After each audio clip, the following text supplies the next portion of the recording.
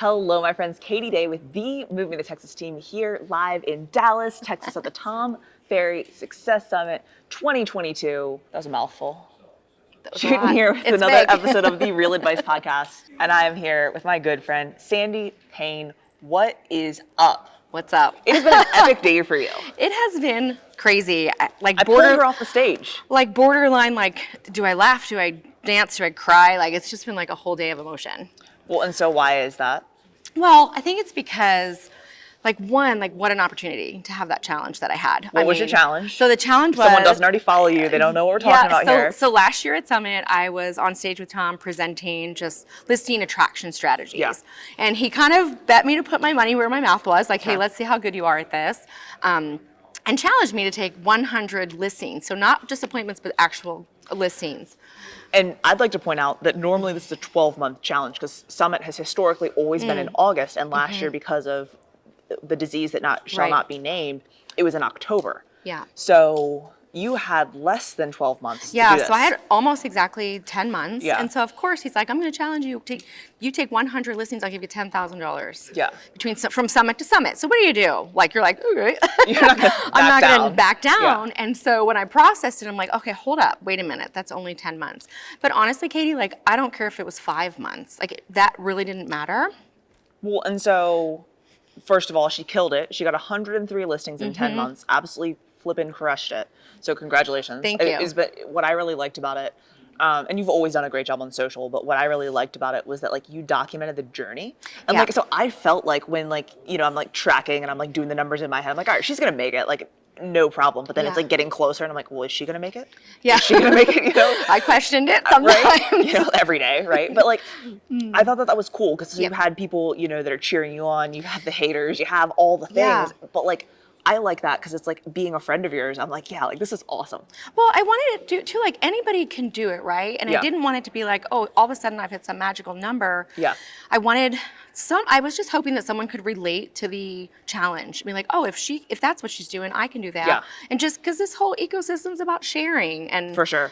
Well, and so on the 100 listing challenge thing, like, okay, so you sat down the day after Summit 2021 and you're like, shit, I agreed to this. Yeah. And like what people didn't realize a lot of too was that like it's a bet. So technically speaking, Tom would have never taken your money, but like technically I would have speaking, had to volunteer it. You like would have needed to come with a checkbook with 10 grand on it, and then had to, like, and you weren't going to lose, but had to have gone up on stage and like given him 10 grand, like, because it was a bet. Yeah, that would have been a little bit of an embarrassment to my character. But yeah, I mean, to me it was okay, 100, huge. But I have 10 months, and I just did the math. Well, so yeah, how'd you break that down? So I was like, okay, 10 months, 100 listings, 10 a month, it's 2.5 weeks, 2 to 3 listings I need to take a week. I'm like, that's snackable, right? Like, I can process that. I can put in the amount of work this week that's going to get me 2 listings. Well, so like, what were some of the things you did? Like, we don't need to dig into like every single. Yeah, I think the biggest thing was realizing that, like, I had the knowledge. I have the knowledge. I know all the sources. I know about expires. I know about withdrawals. I know all these things, but I didn't really have like daily structural, like, discipline. Yeah. I just didn't have the discipline to touch those every single day in my business. Yeah. It was like, oh, I'll do expireds today and let me go back 2 years, right? It became like these mountainous projects. Yeah. That became overwhelming. So it was really about getting the systems in place, just committing to that daily structure and like not missing a day on vacation or like wherever. I was like, okay, I have to get up, I have to knock these things out. Did you take any vacations in the 10 months? Or were you like, I've got to put my... No, I actually like gifted myself that because I think that was more for like mental health. Oh, because like every day I'd wake up and my husband would be like, what number are you on? I'm like, 72. He's like, you're not coming home until you're 74. Yeah, I'm you're like, not coming home without a listing. Yeah. And so there was that, just fun, you know, coaching, but there was times where I'm like, okay, this is a lot, this is heavy. I do need to check out for just 48 hours or an RV trip, you know, to the woods, you know, just to kind of say, okay, regroup, reposition. I think it was for health, like just really mentally healthy. Yeah. So 103 listings. So what was kind of like the, you know, breakdown, or what were like the different sources? Like, I know you said one of them was like you went back to all of your old listing appointments. Oh my gosh, that was probably like the most humbling piece. How? Yeah. Yeah, I was doing expireds for a long time. You know, go on listing appointments, they don't list, and you kind of just like they do kind of forget they forget. You forget. You're like, oh, they're not going to sell. They'll call me when they, and then you drive down the street, you see the sign. And so I'm like a paper person. I'm a little more old school, and I take scrupulous notes when I have conversations with your people. manila folders. That was the one thing on Instagram. I was always like laughing. She's like, I got a listing. It's like a legit folder. Manila folder, like a copy on the front. And I went through this and said, oh, you know what? I'm going to start I'm not going to try to just target strangers because there's time for that. But right now, this is important. I need to actually buffer. I need to actually connect with people who I've already connected with because that's going to just cut down the timeline. They're going to be like, oh, I remember you. So it was crazy because I had to dig out probably like 800 of these, Katie. How long have you been in real estate? 8 years. Okay. So long enough time to have unless they sell their house. Folders. Unless they sell their house, like I'm keeping that paper. Yeah. And so I dug them out and I went through each one, looked in the tax assessment. And I'm like, oh shoot, they sold. And you know what the crazy thing is? A lot of them actually sold like within the last year. Even though these were like expired from like 4 years ago, it was like this last year, this big money year. I missed. It was a little nauseating. Yeah. Shredder. But I just got it down. I'm like, okay. Dead to me. Yeah. And I'm like, I messed up. Like it was the most humbling learning moment of follow-up. Like true intensity of when we say follow-up, like it literally was like, this is the follow, like right here. So tell me more about that impact on your business, right? Because like, I think that like now moving into like, you know, the next year of business, the next 12 months of business, like your follow-up game now is probably gonna be so much better. And it's like almost automated. Yeah. Like I'm not like this train's not stopping just because I hit some number and won some challenge. Like I have got these things in place that it's just gonna fall. It's just gonna continue to grow. Now that I have the processes, now that I have, you know, just I know what's working, I know what's not working. It was really good to test all those pillars because we hear like, you don't have to do all the pillars. I'm like, right now I need to do all the pillars and then we'll back off the ones. So we did a lot of testing, we did a lot of budgeting and be like, okay, let's just throw this in here. Let's see if it's going to be something that sticks. So now it's about honing in and really digging in and saying, okay, where were the most listings from? Where did this work the best? And it created just the process of sharing. I got 26 referrals just since January of this year. Yeah. From agents or from agents. People? Like just or real people. Like agents. Let alone, you know, multiple Sphere more from friends of Sphere. And like I said one thing today, it was like, you know, we really have to differentiate leads from Sphere. I feel like we put like this line between. Like a lead gets sold, and I just kind of like, I would keep saying this, like a lead, you're just selling to a lead. That potential spam call, you're just a lead. And you're just trying to get to be sold to. And that's why we're like, blah, blah, blah. You know, hang up, no thank you. I said, I'm gonna actually shift my mindset and be like, okay, I know a lot of information about these people. I've done my research before every call, before every handwritten letter. Like when they receive this from me, it's like they know me. And I need them to feel like they know me and that I know them. And it really just took time to practice and script and like, what is that conversation? Like, hey, remember me from 4 years ago? Yeah, I failed. I'm sorry. But I see that you're still in your house, and I'm so glad we didn't work together 4 years ago. Because now let's have a conversation. They're like, oh my gosh, I'm so glad you called. I got probably like 6 or 7 listings from just that dead. I call it the dead files. But that's like, you know, that sucks because you do have to like be like, hey man, like I sucked. I haven't. And I was like, I'm just gonna own up to it. Yeah. Otherwise, they're going to be like, who are you? But the cool thing was I had notes on those calls that I had made before, and I knew every reason that they expired and what they felt. And I could say, you know, I know it's been a while. Last time we talked, April 19th of 2020. 2019, you told me X, Y, Z. And right there, I imagined them going like, what? How does she remember? She really cares. She cares enough to remember. And it was just that like huge relationship piece that I had to almost fake, convince, you know, like that, sure, I've been thinking about you for 4 years. No, I totally forgot about you for 4 years. But I mean, even that like, I think a lot of people have that when they're calling their Sphere, right? Like I haven't talked to a past client in a year. Now shit, I've got to call them like, hey, or a friend, like, hey, Sandee, sorry, I've been a bad friend. Let's catch up. Yeah, it's the most transparent moment and vulnerable moment. I think it just really opens the emotion for them to be like, oh my gosh, like that takes a lot for you to call me and say that, right? Phones work 2 ways though, right? It's also the They do. Yeah. So to me, it was, I mean, I look back, I'm like, oh my gosh, that was so great. I'm like, that sucked. I was like literally in my office, like 24/7, almost put a cot. You know what I mean? Because I felt like I was there so much, but. So yeah, just amazing. Sleeping in the office. Well, at least your office is like nice because you like have a design background and stuff. Yeah. But switching gears a little bit, I know you've got a team. I do. So tell me a little bit about, you've been in real estate now, you said 8 years. So like when did you form the team? So about 4 years ago, the first hire was actually a TC because I was running 50 transactions a year. And just my time was, I was doing 2 jobs. You didn't have time. I couldn't grow anymore. Yeah. So for about like 3 years, I was hitting like this 50 transaction ceiling. Yeah. And it just didn't have any more time. Yeah. And so that was my first hire. And I felt like I got 3/4 of my life, of my day back. So much. And she's still with me today. She's been with me for years. My next hire was an assistant, just to kind of take over as I started to learn. Actually, I didn't hire an assistant till I started Tom Ferry, and I realized I really need to start delegating if I'm going to grow. Yeah. So you can't between do everything. TC and assistant, it was more like, okay, let's just log. So my coach helped me. She was like, I need you to log like for 2 weeks, every minute. What All are you the things you're doing? doing, yeah. What are you doing? And then let's go back and highlight the things that are your big ticket, like you have to have your license. This is really dependent on, you can't delegate. You highlighted like 4 things.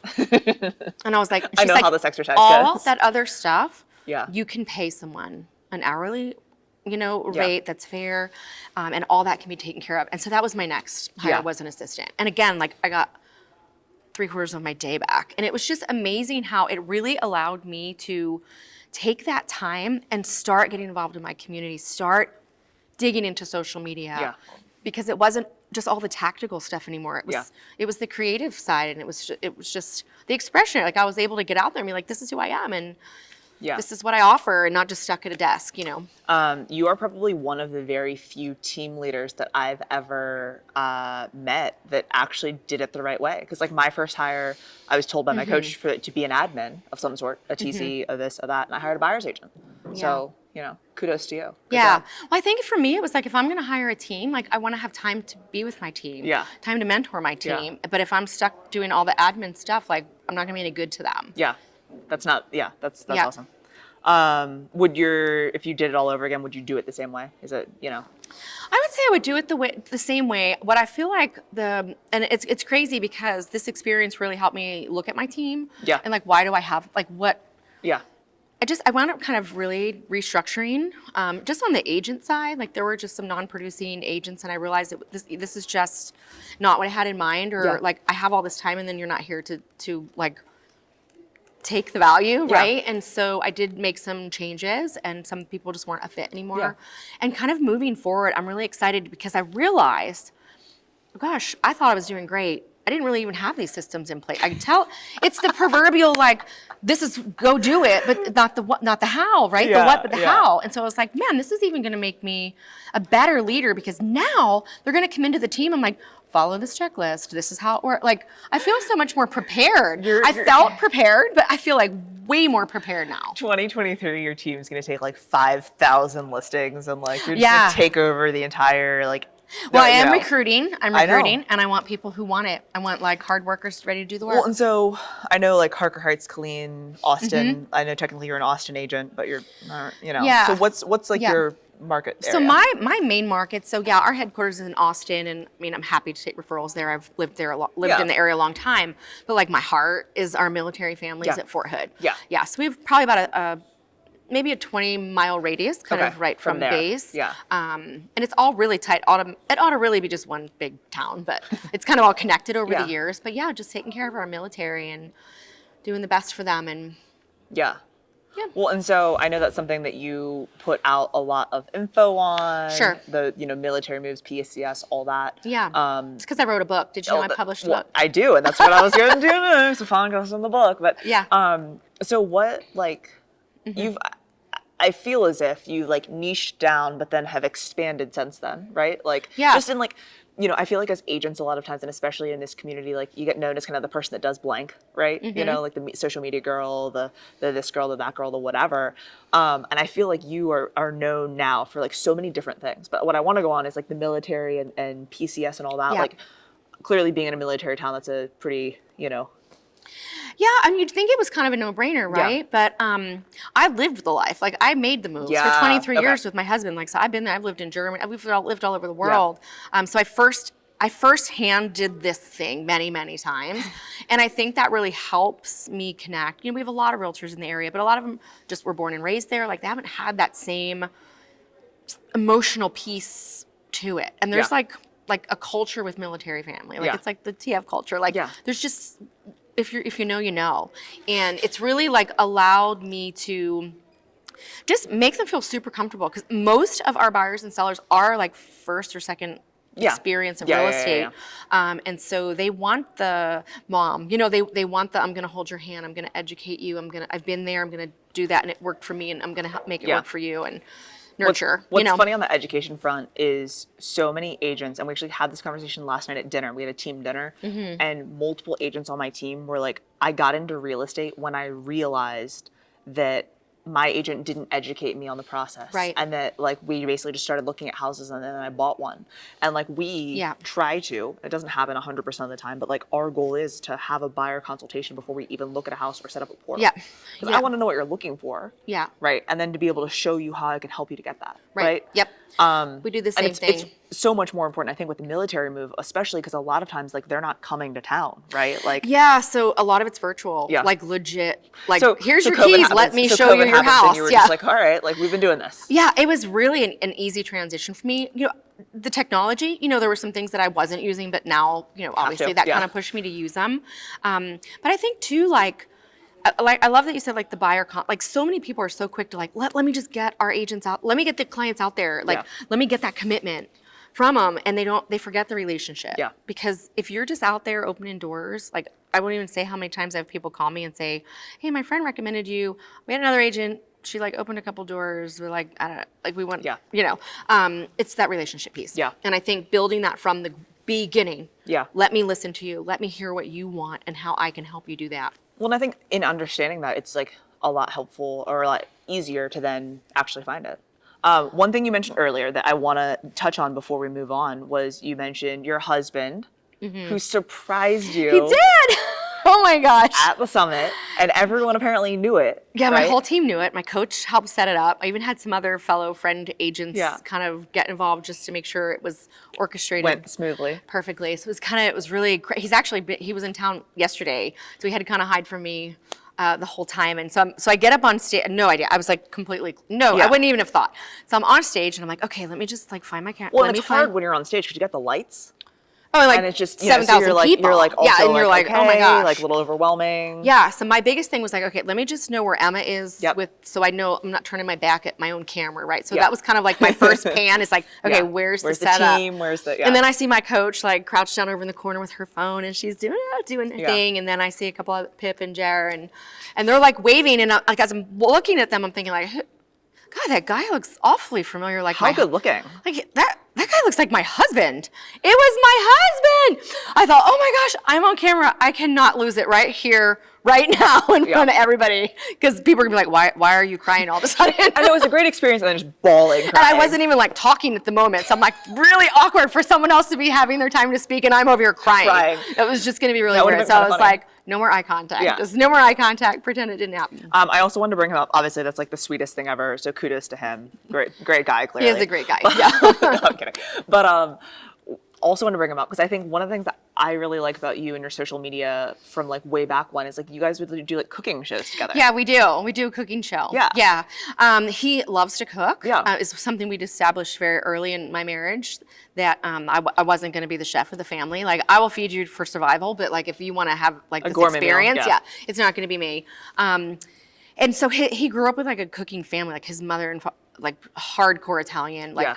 You go over at 3 o'clock. There's like lasagna, the whole thing, and so he's just a big foodie. And his mother passed away a few years ago, and it really kind of just started as kind of like this homage to his mom. To kind of like have her recipes and like share them, you know, like just with family and just kind of document them. Right? It was more of like a documented video series, like for our kids and grandkids or whatever. Which we luckily with my editing skills before I had my own person, you know, kind of created a really easy iMovie edit that like I could do over and over pretty quick. Now we have like a YouTube channel.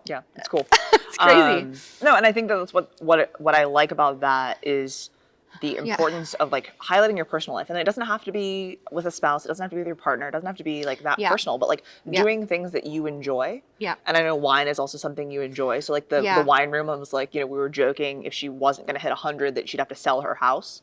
Right. And I was like, what are you going to, you just put in a wine room. What are you going to do? Yeah. But no, I think that that's really cool. And I think one of the things that we've been talking about a lot lately in like some of our groups is like video being legacy, right? And like for you to be able to hear your grandmother's voice again, for you to be able to witness these things again. And like, I think for your like families and things like that, like that's such a cool thing. Yeah. So like share these family recipes for like brothers and sisters and cousins. It's not the recipe card anymore that's been photocopied 10 times. But to have those memories. To have those memories, cool. And I think it really helped people. It was so crazy because my husband wound up getting backstage afterwards to give me a hug and all that, and Edna was back there.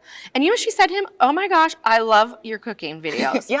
I'm like, when he walked in, like, and especially over the past 2 years, you know, now we're in 2022. We've been in person now for a while, but like, you know, we're in Texas. But it like when he walked in, I was just like, hey man, what's going on? And then I'm like, wait, I've never met you before. Let me shake your hand and give you a proper greeting and whatever. That's kind of like the power of social media though, right?